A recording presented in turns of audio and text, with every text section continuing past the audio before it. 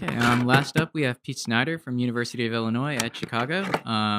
While he's setting up, I just want to mention that Pete is actually finishing up his PhD this year and will be on the academic job market. And I've gotten to see a few of his talks at this point. I've generally been pretty impressed by the quality of his work, and I hope that everyone here will be as well.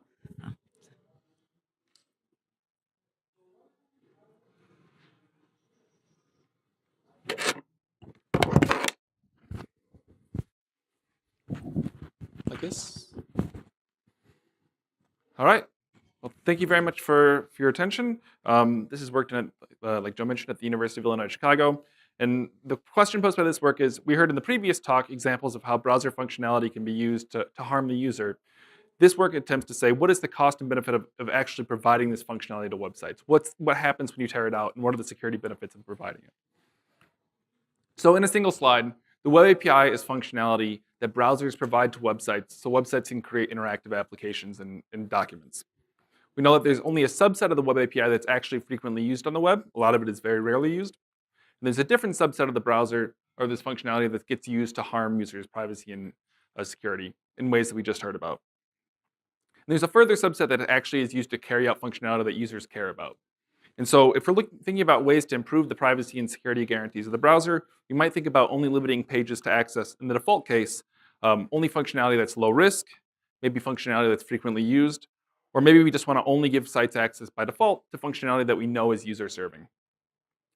So this paper, so for the rest of the talk, I'll talk about how we measure these different subsets and the security benefits that come out of it.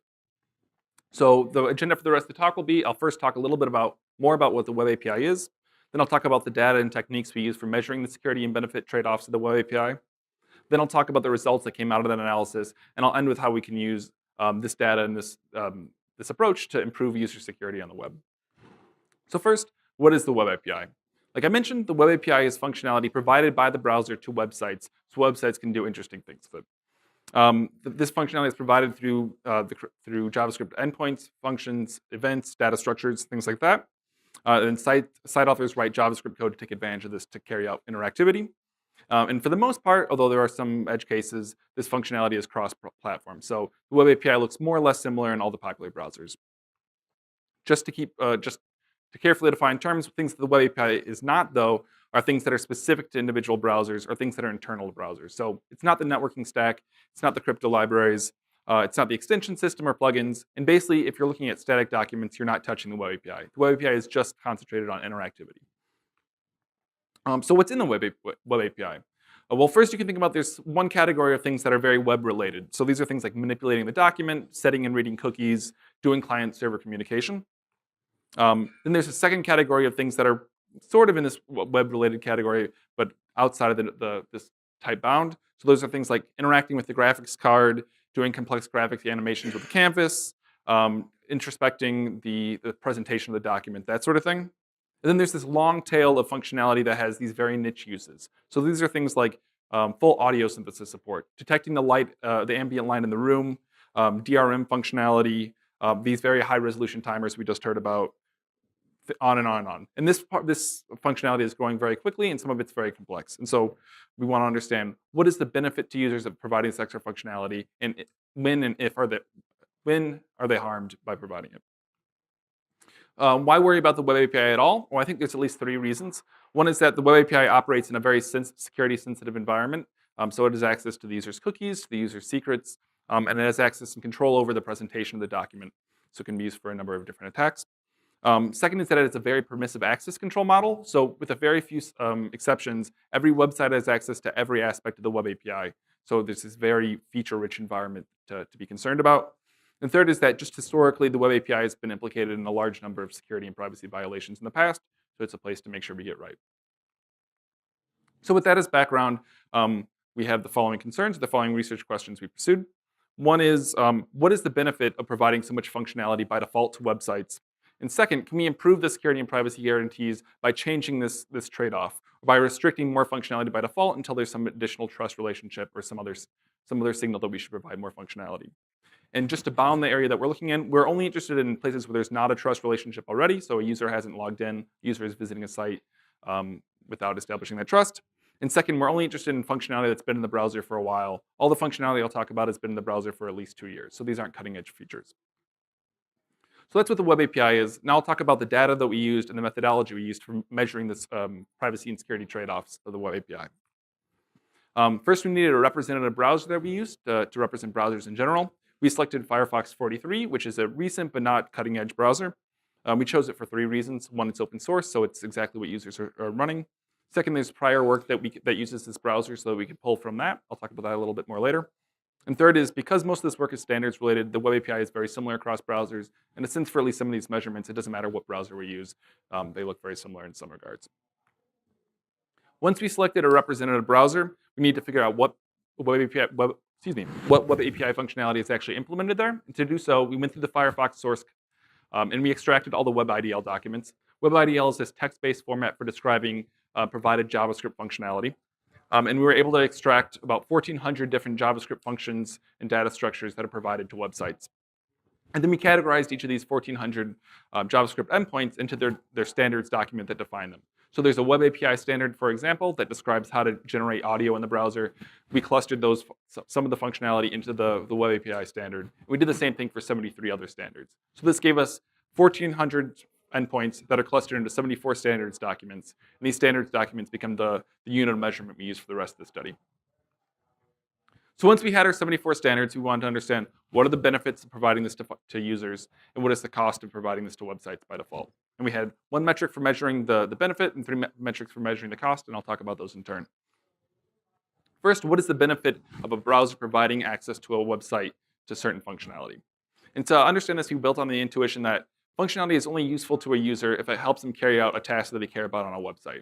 And so to measure that, we use the inverse of that, whereas if we take that functionality out of the browser, are users still able to carry out the tasks that they care about? If lots of sites break when you take something out, that says something about how that feature may be very useful. If you take something out of the browser and users don't notice, that says that maybe it's not that useful.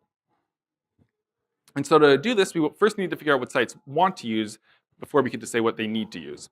And to figure out what sites want to use, we relied on some prior research we did. This was published at IMC last year.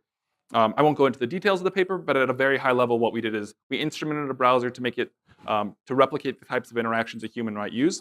We visited the top 10,000 sites in the Alexa 10K, and we automatically interacted with them and recorded the functionality that got used. By doing this repeated times, 5 times in each site, we could have a confident way of understanding what functionality sites want to use in the default case.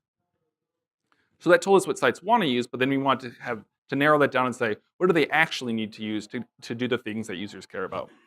To do so, we did a manual analysis. We had 2 students randomly visit 40 sites for each standard. So we found the sites that use each standard. We randomly selected 40 of them, and then we had 2 students independently visit these sites. And they visited the sites first in the default browser configuration with all the functionality available, and they spent 60 seconds there learning what the sites want to do with the functionality and the purpose for the sites. And then they visited the sites again with that functionality removed. So the functionality in the standard removed from the browser. And they recorded whether or not they saw no change, a very slight change, or they were no longer able to do the things they wanted to do on the website. And we saw a lot of agreement between this, over 96% agreement between our 2 test subjects. So it gave us a high degree of confidence in these numbers. So how did we remove functionality from the browser, though? This turns out to be a non-trivial thing, or more complicated than we were expecting. To see why I consider this code example, this is code that uses browser functionality in the WebGL standard to fingerprint users, to learn something semi-uniquely identifying about them. And you might want to remove this functionality by just nulling out the reference. So if you do so and you just go to the global definition of this method and you null it out, you will successfully keep websites from accessing it, but you'll break other code on the page that's unrelated to it.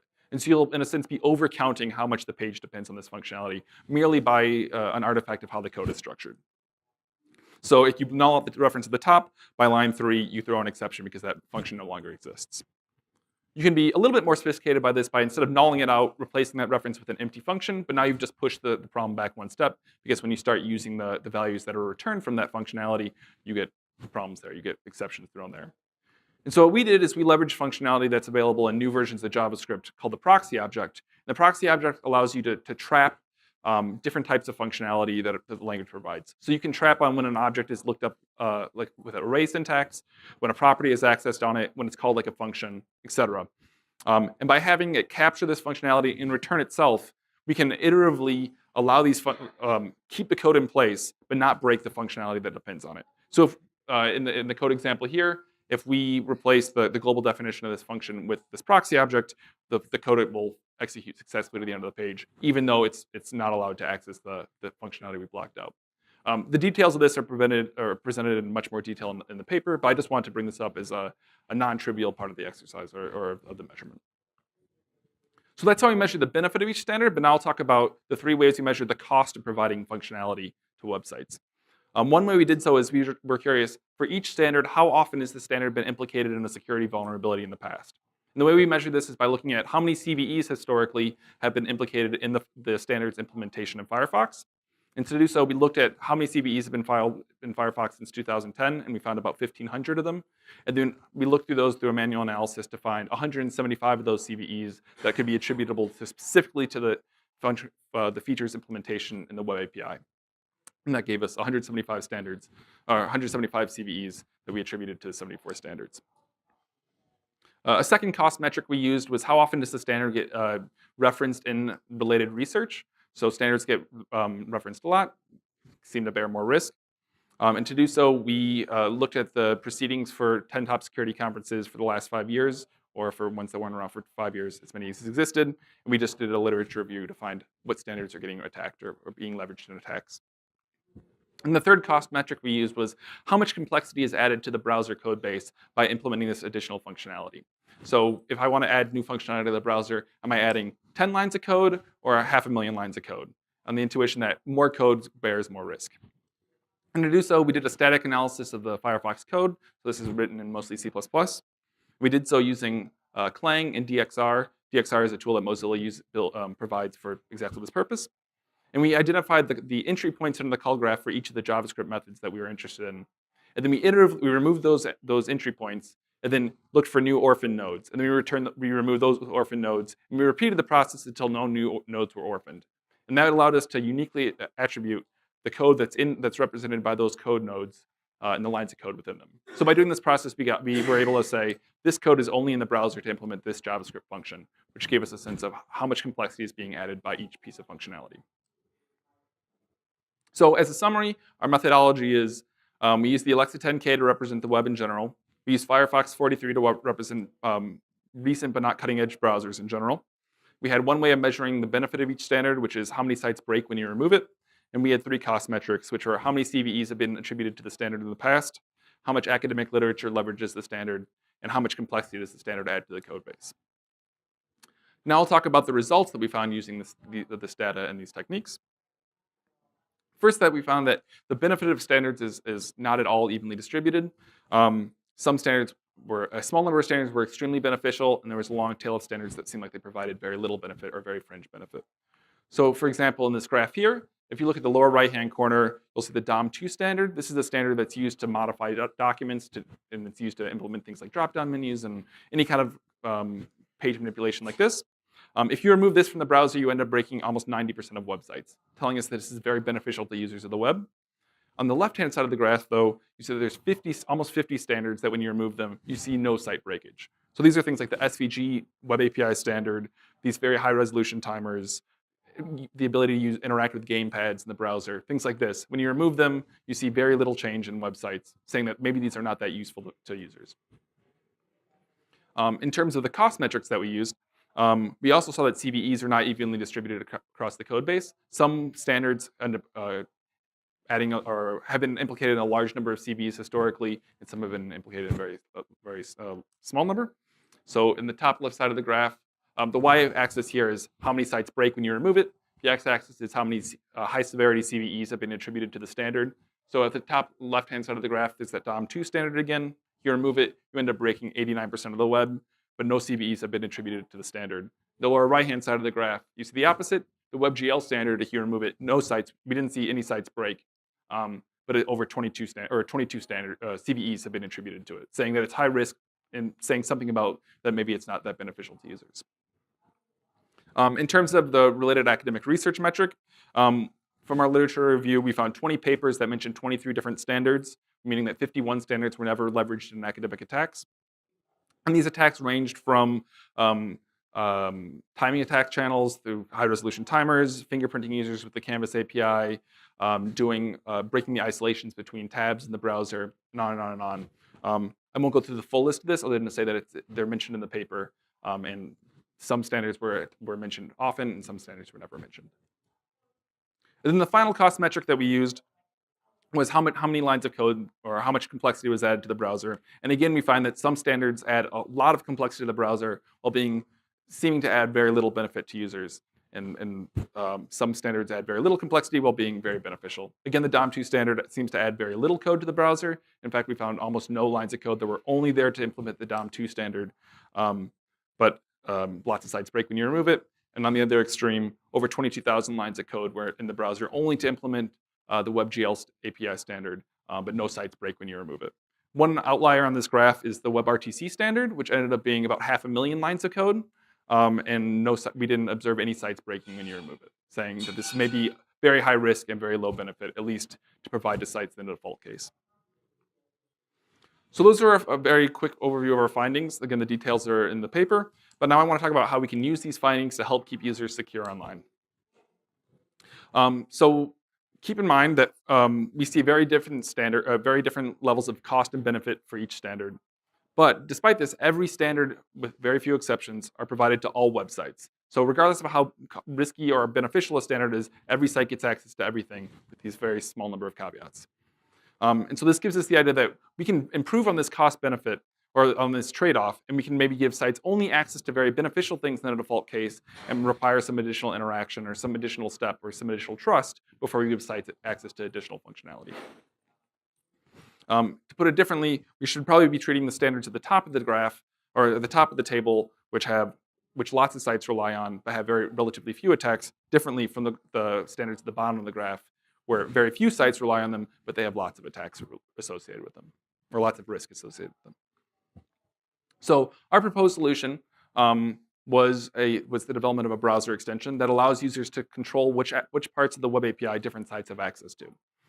So on a model, you can have a default configuration that says, I want to have, in the default situation, a hardened browser that only allows access to the 20 most beneficial web standards. But then for sites I trust or I want to have extra functionality to, I can grant them additional functionality. This is available on the web right now. There's people running it. It's available for Firefox and Chrome. I'd be happy to demo it if people are interested, after the talk or in the hallway. But yeah, this is actively developed and being used right now.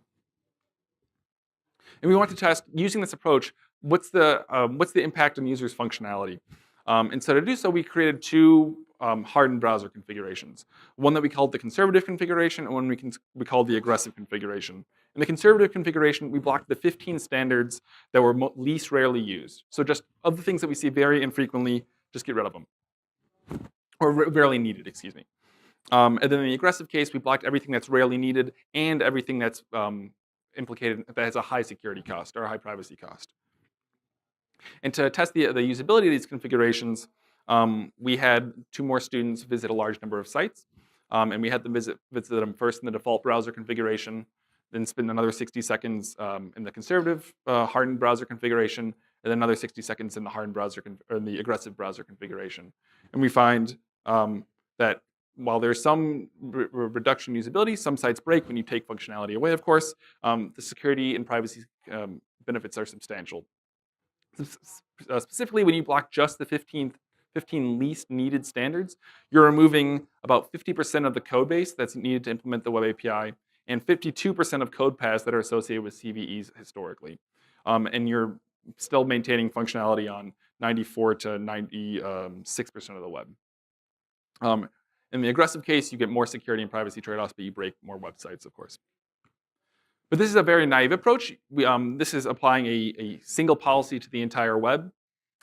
There's many ways you can imagine to make this to increase the usability of this. So instead of it having a single policy that you apply to every website, you might give sites that you visited before more functionality, or sites that are delivered over HTTPS, or you might give first-party code more access than third-party code, on and on. So these are all interesting ideas for the same approach, but to make them more usable that we're looking into. So that's our approach for improving the security and privacy of the browser by managing the functionality of the web API. Now I just want to talk about a few takeaway things before I conclude. First is that there's a lot of details I didn't have time to go into that are in the paper. So those are things like the specifics of our proxy-based blocking approach. Second is that there's a full data set for what functionality is used on the web, how often it breaks sites, how many CVEs, how many lines of code are needed for it. That's all detailed. We also performed a usability comparison with Tor browser and NoScript and find that we break less sites than both in most configurations.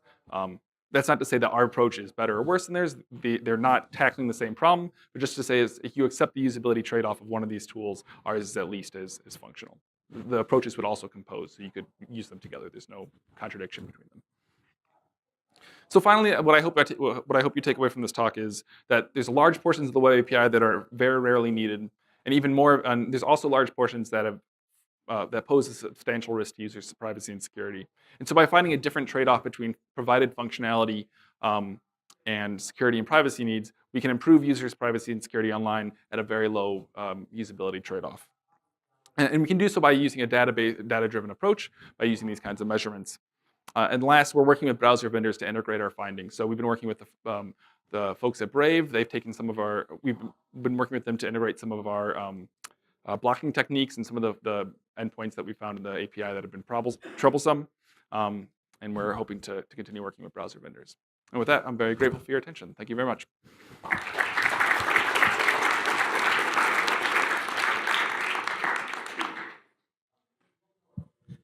Hi, that was really interesting. So I'm Adam Aviv from the U.S. Naval Academy. So I have like one like kind of basic question, which is this is very desktop based. So I use a lot of these browser extensions on my phone for app development, for prototyping. They are super useful and they will break if you take them away. I'm not sure this analysis actually would apply when you consider like mobile phones and how that works. And so have you thought about that and like maybe like how broad these conclusions are when you consider like moving in that direction? Sure. So the one thing is that the web API provided by mobile browsers is 99% identical to what it is on desktop. So I think the analysis would mostly apply directly there. There may be some, like we heard in the first talk, there may be some, oh, sorry. Yeah, no, for example, like the vibration thing doesn't actually work on the desktop. So like you have this feature which you don't use if you get the desktop site. So a lot of these websites know whether or not they're being projected on a desktop site or a mobile site, and so they would include the feature. So you're removing a feature that actually isn't part of the system anyway. And so of course it's not going to break the website because they're aware of this fact. So like there's like some sort of contention between like the mobile web, which I think is very different, and also would appear within a browser, within an app. So oftentimes a lot of apps just project a web page. They pretend it's not an app, but it really is just a web page. And so there's like small differences here. And I'm just wondering, like, would you do this analysis again, maybe just within the app space? And Yeah. So we considered both those things. I think it'd be extremely interesting to do it again, specifically on the mobile web, which is, like you pointed out, something that's not covered in this. I think most of the findings would be the same. The amount of functionality specific to mobile browsers is not zero, but it's not huge. But it would be really interesting to see what happened. And similarly, we started doing some of the same analysis just in the Chrome App Store to see how that functionality differs from the web in general. That's ongoing work. But yeah, we're really interested to see what comes out of it. It's super interesting. So thanks. Thank you. Hey, I'm Sebastian Lekis from Google. I have two questions. So I kind of disagree with the benefits analysis as we just heard. I had the very same question. So one question is also, did you look at only the public web, or did you also look behind logins, for example? Because I could imagine a lot of these APIs are only used when you authenticate. For example, WebRTC is a prime example. You wouldn't use a WebRTC video communication on a public website, right? You would use it when you log in and maybe even get billed for phone calls or something like that.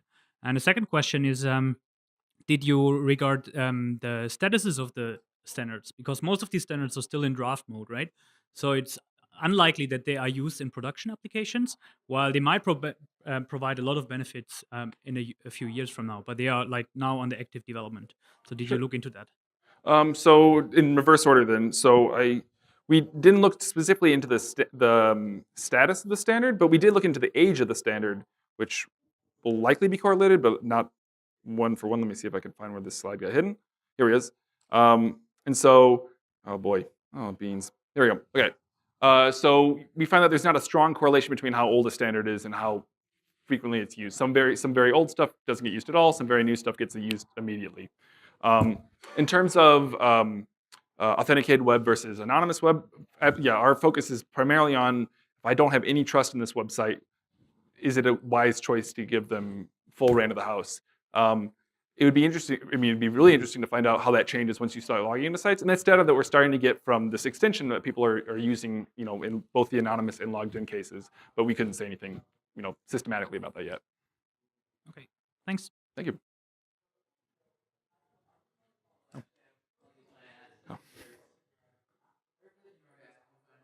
Which is, this is kind of slightly off topic, but you had looked at both CVEs and also academic publications. Did you observe any sort of correlation between those numbers?